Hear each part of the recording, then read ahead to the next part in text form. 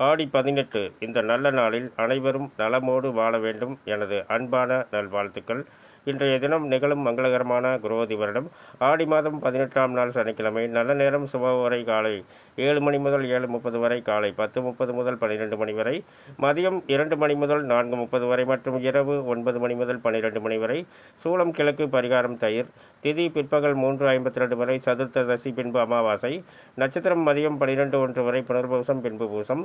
ராகுகாலம் காலை 9 மணி முதல் 10:30 வரை. குளிகை நேரம் காலை 6 மணி முதல் 7:30 வரை. யமகண்டம் பிற்பகல் 1:30 முதல் 3 மணி வரை.